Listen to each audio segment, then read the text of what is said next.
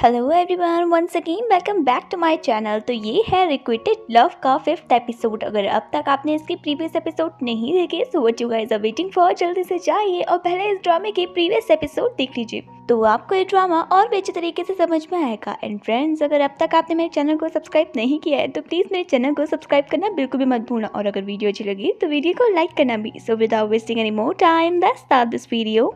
तो फ्रेंड, जैसा कि आपने पिछले एपिसोड पे देखा ही था कि जैसे तैसे करके हुआन आखिरकार लाओशी को लंच पे जाने के लिए मना ही देता है, और लाओशी भी इस मौके को कैसे छोड़ सकती थी, इसलिए वो हुआन के साथ जाने के लिए हाँ बोल देती है। इसी तरीके से वो दोनों एक साथ काफी सारा टाइम स्पेंड करते हैं। लाओशी के साथ इतनी सारी बातें करने के बाद हुआन उससे बोलता है कि पता नहीं क्यों मुझे ऐसा लग रहा है कि मैं तुम्हें बचपन से जानता हूँ। बचपन में मुझे बहुत सारे बच्चे बुली क्या करते थे, तो वही लड़की आकर मुझे बचाया भी करती थी, और एक बार तो मैंने उसके कान पे कुछ कहा भी था।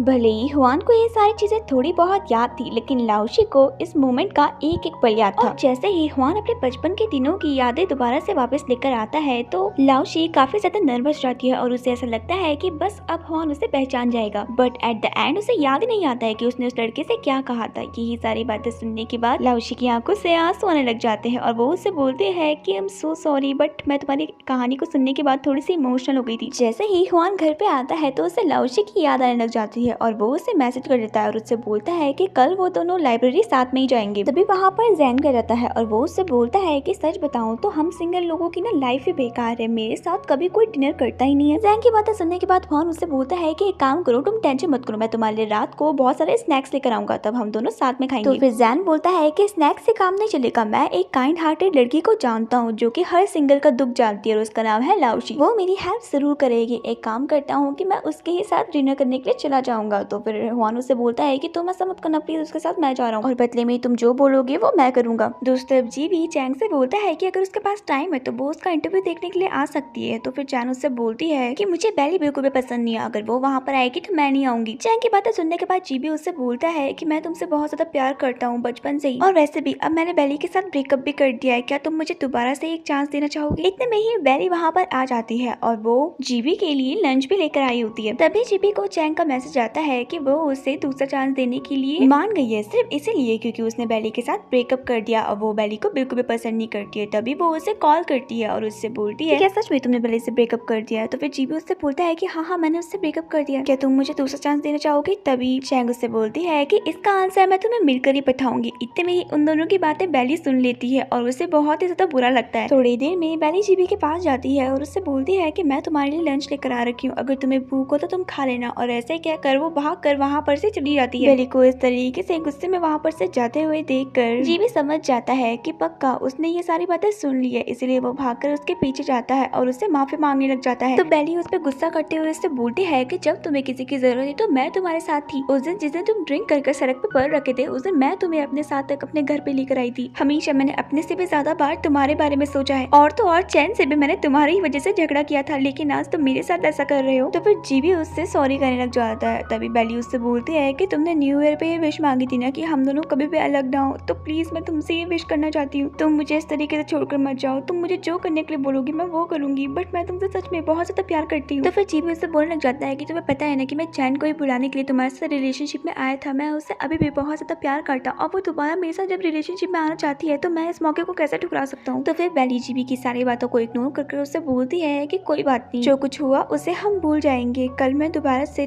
क्लास में तुम्हारे लिए सीट बचा कर रखूंगी। और ऐसे कहकर जब वो वहाँ पर से जाने वाली होती है तो जीबी उससे बोलता है कि मैं तुमसे प्यार नहीं करता हूँ, बल्कि मैं चैन से प्यार करता हूँ। तो बेली जीबी की बातों को इग्नोर करके वहाँ पर से चली जाती है। दूसरी तरफ लाओशी बहुत देर से बेली का इंतजार कर रही होती है, लेकिन वो आई नहीं होती है, इसलिए वो उसे मैसेज करती है कि अगर तुम्हें देर हो गई और अगर तुम्हें आने में डर लगी तो मैं तुम्हें लेने के लिए आ जाऊँ। बट बेली उसके मैसेज का रिप्लाई नहीं करती है, इसलिए लाओशी वहाँ पर से जैसे ही उसे ढूंढने के लिए जाने वाली होती है तभी बेली आ जाती है, और वो आते ही डायरेक्ट बेड पे सो जाती है। तो फिर लाओशी उससे पूछने लग जाती है कि क्या हुआ, कुछ हुआ है। तो बेली कुछ भी नहीं बोलती है, और उसके बाद उससे बोलती है कि क्या मुझे कभी जीबी से अच्छा लड़का मिल पाएगा। तो लाओशी उससे बोलती है कि हाँ बहुत ही जल्द। दूसरी तरफ जान रीले को अपनी मैजिक ट्रिक दिखाते दिखाते लास्ट में प्रपोज भी कर देता है। अब ये सारी चीजें देखकर रीलिंग को बहुत ज्यादा गुस्सा आता है। अब वो उसके सामने जाकर उससे बोलती है फालतू का मैजिक दिखाकर तुमने मेरा टाइम तो वेस्ट किया है, और सभी के सामने आप मुझे एम्बेरस भी कर रहे हो। और यही नहीं, वो सभी के सामने उसे बहुत सारी बातें भी सुनाती है, और उसके बाद उसे पूछने लग जाती है कि हुआन कहाँ पर है। तो फिर जैंग उसे हुआन का पता बता देता है। जैसे ही वो हुआन का पता सुनती है है तो वो फटाफट से हुआन से मिलने के लिए चली जाती है। हुआन के सामने जाते ही वो उससे बोलने लग जाती है कि तुम मुझे पसंद करते हो ना। तो हुआन को तो कुछ समझ में नहीं आता और वो उससे बोलता है कि तुम ये क्या कह रही हो। तो फिर वो उससे बोलती है कि अच्छा अगर तुम मुझे पसंद नहीं करते हो तो तुमने मेरी सारी पोस्ट पे लाइक क्यों किया। तो हुआन उससे बोलता है कि मैंने तुम्हारी पोस्ट पे लाइक कभी भी नहीं किया है। तो फिर वो उसे अपना फोन दिखाती है। तभी हुआन उसे बताता है कि तुम्हारी पोस्ट पे मैंने नहीं बल्कि जांग ने मेरे फोन से लाइक किया है ताकि तुम खुश हो जाओ। जैसे ही रीलिंग ये सुनती है तो वो जांग को डांटती है और उसके बाद वहाँ पर से चली जाती है। जांग को ये सब देखकर बहुत ज्यादा गुस्सा आता है और वो हुआन को एक मुक्का मारता है। उससे बोलता है कि तुम्हें उसे ये सब बताने की क्या जरूरत थी। तभी लाओशी हुआन के आगे आ जाती है और उसे बोलती है कि अगर हुआन उसे ये सब नहीं बताता ना तो उसे यही गलतफहमी होती रहती है कि उसने रीलिंग के पोस्ट पे लाइक किया था और आज भी रीलिंग सिर्फ हुआन को ही पसंद करती रहती।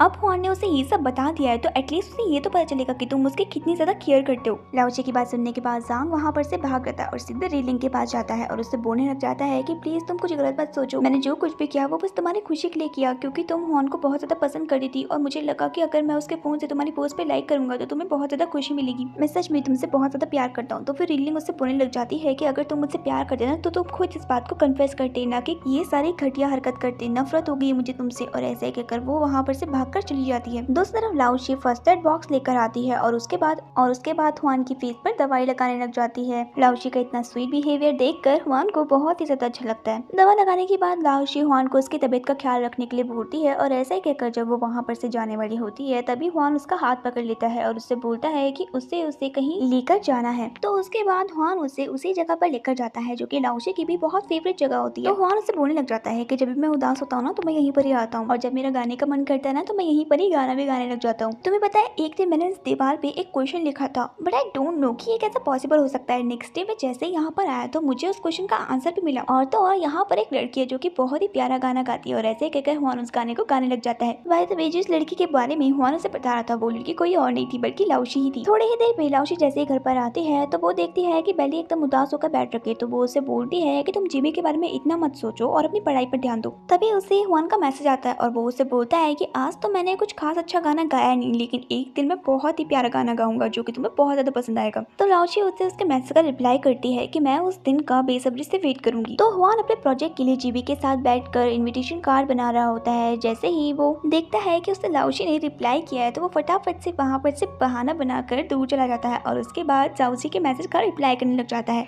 नेक्स्ट डे उनके एग्जाम्स का रिजल्ट आ जाता है जिसको सुनने के लिए सभी लोग बेसब्री से इंतजार कर रहे होते हैं। पर जिन बच्चों के मार्क्स कम आए होते हैं टीचर उन बच्चों को सभी क्लास के सामने बुलाते हैं और उनमें से सबसे पहला नंबर होता है जिसका वो होता है जांग। तो जैसे ही जांग टीचर के सामने जाता है तभी उसकी नजर लाओशी पे पड़ती है जो कि क्लास में सो रही होती है। तो लाओशी को इस तरीके से सोता हुआ देखकर वो फटाफट से उसके फोटो खींचता है और उसके बाद उसके फोन में उस फोटो को भेज देता है। जैसे ही लाओशी उस फोटो को देखती है तो उसे अपनी फोटो को देखकर बहुत ही ज्यादा हंसी आती है लेकिन इसका बदला लेने के लिए वो फटाफट से हुआन की फोटो भी खींच लेती है। इतने में ही जान भी वहाँ पर आ जाता है।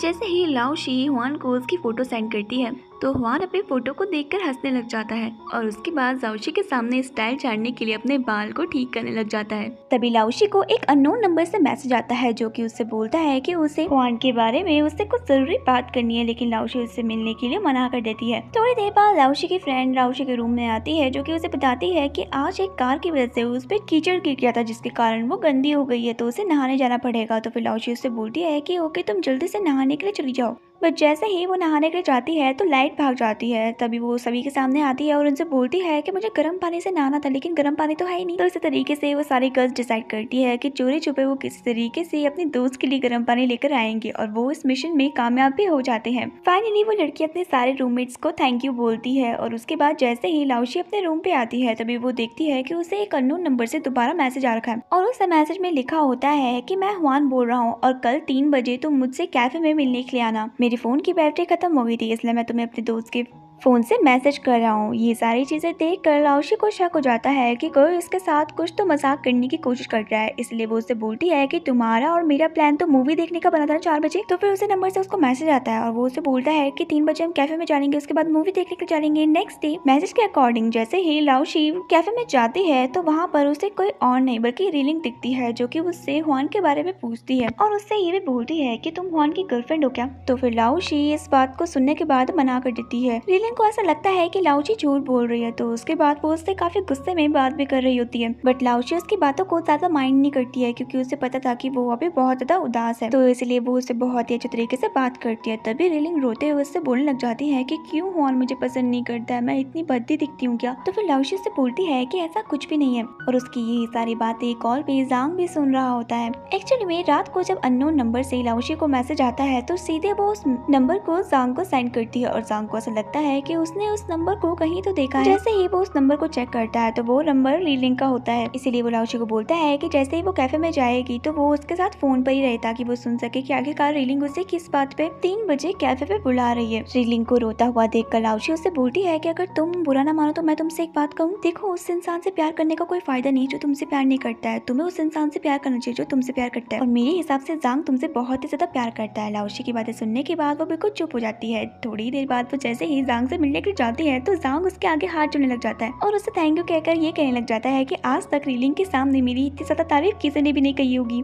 थैंक यू सो मच मेरी इज्जत रीलिंग की नजरों में इतना ज्यादा बढ़ाने के लिए। तो फिर लाओची उससे बोलती है कि मैंने जो कुछ भी बात कही है ना, उसमें मैंने बिल्कुल भी झूठ नहीं कहा, जो सच था मैंने वही कहा। तुम सच में एक बहुत ही केयरिंग लड़के हो, और मुझे पता है कि तुम रीलिंग का बहुत ही अच्छे तरीके से ख्याल भी रख सकते हो। जांग से मिलकर जैसे ही लाओची अपने घर वापस जाने वाली होती है, तभी उसे दोबारा से रीलिंग का मैसेज आता है, और वो उससे बोलती है कि अगर ये पॉसिबल हो सके तो तुम एक बार हुआन से रिक्वेस्ट करोगे कि मैं उससे मिल सकूं, क्योंकि मुझे उससे माफी मांगनी है। इतने में ही वहाँ पर हुआन आ जाता है, और हुआन लाओची को देखकर बोलने लग जाता है कि हमारे क्लास के टॉपर को किस बात की इतनी प्रॉब्लम हो गई है जो तुम एक मैसेज को देखने के बाद इतने ज्यादा टेंस हो गई हो। तो फिर लाओची से बोलती है कि नहीं नहीं ऐसा कुछ भी नहीं है। तो फिर हुआन उससे बोलता है कि वैसे तुम जा कहाँ रही हो। फिर लाओची उसे बताती है कि वो अपने छोटे भाई बहनों को ट्यूशन पढ़ाने के लिए जा रही है। फिर हुआन उससे बोलता है कि अगर तुम्हें प्रॉब्लम ना हो तो मैं भी तुम्हारे साथ आ सकता हूँ। तो लाओची उससे बोलती है कि क्यों नहीं, जरूर, वैसे भी वो तुम्हें देखकर बहुत ज्यादा खुश हो जाएंगी। तो फिर हुआन उससे बोलता है कि ओके, तो फिर तुम मेरी साइकिल के पीछे बैठ जाओ। तो लाओची हुआन की साइकिल के पीछे बैठने में काफी शर्मा रही होती है। तो फिर हुआन उससे बोलता है कि तुम टेंशन मत लो, मैं बहुत ही अच्छे तरीके से साइकिल चलाता हूँ, इसलिए मैं तुम्हें नहीं गिराऊंगा, और तुम चाहो तो तुम मेरी शर्ट को भी पकड़ सकती हो। हुआन की बातें सुनकर फाइनली लाओची उसके पीछे बैठ जाती है। उसके बाद हमें उनके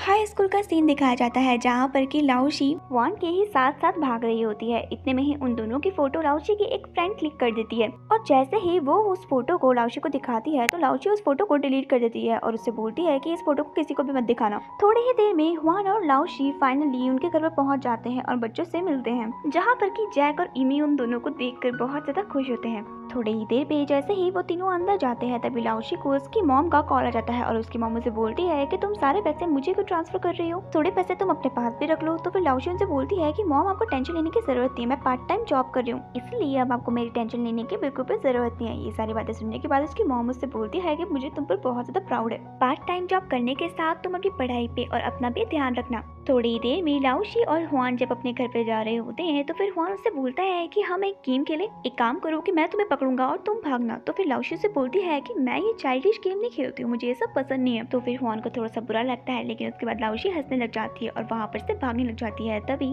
हुआन उसे पकड़ने के लिए उसके पीछे भागने लग जाता है, और उन दोनों को इस तरीके से साथ में देखकर येन को बहुत ज्यादा गुस्सा आता है। एक्चुअली में आज येन का बर्थडे था, और वो अपने दोस्तों के साथ पार्टी करने के लिए जा रही थी। तभी वो उन दोनों को देख लेती है, और उसके दोस्त भी हुआन को लाओची के साथ देख लेते हैं, और वो येन से बोलने लग जाते हैं कि ये तो तुम्हारा बॉयफ्रेंड है, ये किसी और लड़की के साथ क्या कर रहा है। सच में हमने आज से पहले हुआन को इतना ज्यादा खुश कभी भी नहीं देखा है, वो उस लड़के के साथ कितना ज्यादा खुश लग रहा है। उनकी बातें सुनने के बाद येन को बहुत ज्यादा गुस्सा आता है। तो उस तरफ नेक्स्ट डे लाओची उसी जगह पर जाती है जहाँ पर कि उसने लिखा होता है कि लाओची लव हुआन और इट्स अ सीक्रेट। उसको देखने के बाद वो ये सोचने लग जाती है कि जैसे ही हम दोनों कपल बनेंगे ना, तो मैं तुम्हें ये बात बता दूंगी कि मैं तुम्हें कितना ज्यादा पसंद करती हूँ। इतने में ही उसे हुआन का मैसेज आता है, और हुआन उसे घूमने चलने के लिए कहता है। हुआन का मैसेज देखने के बाद लाओची बहुत ज्यादा खुश हो जाती है और उसके साथ घूमने जाने के लिए तैयार हो जाती है। घर पे आने के बाद वो यही सारी बातें बेली को बताती है, तो बेली भी लाओची के लिए बहुत ज्यादा खुश हो जाती है, और जैसे ही वो घर पर आती है तो वो उसका मेकअप करने लग जाती है। थोड़ी देर में वो उसके लिए ड्रेस भी चूज करने लग जाती है, और उसके बाद जब वो लाओची को पूरी तरीके से तैयार कर देती है, तो लाओची बहुत ज्यादा ब्यूटीफुल लग रही होती है।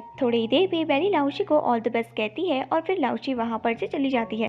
जिस डेस्टिनेशन पर हुआन ने उसे बुलाया होता है, लाउशी को उस डेस्टिनेशन का बिल्कुल भी अंदाजा नहीं होता है, इसलिए वो हुआन को कॉल करती है और उससे बोलती है कि वो खो गई है। लाउशी की बातों को सुनने के बाद हुआन हंसने लग जाता है और उससे बोलता है कि तुम टेंशन मत लो, मैं भी तुम्हें ढूंढते हुए आता हूँ, तुम मुझे बताओ कि तुम कहाँ पर हो। तो फिर लाउशी उसे बताती है। थोड़ी ही देर में जैसे तैसे करके वो लाउशी को ढूंढ ही लेता है और उसके बाद उससे बोलता है कि नेक्स्ट टाइम जब तुम मेरे साथ आओगी ना, तब मैं तुम्हारे लिए एक ऐसा ब्रेसलेट बनाऊंगा जिससे कि कोई भी बच्चा कभी भी गुम नहीं हो पाएगा। और ऐसे ही कहकर वो लाउशी का मजाक उड़ाने लग जाता है और हंसने भी लग जाता है। लाउशी भी हुआन की बातों को सुनकर हंसने लग जाती है। तो चलिए फ्रेंड्स, आज के लिए बस इतना ही। बाकी का ड्रामा मैं आप सभी को नेक्स्ट एपिसोड में बताऊंगी। तब तक के लिए बाय।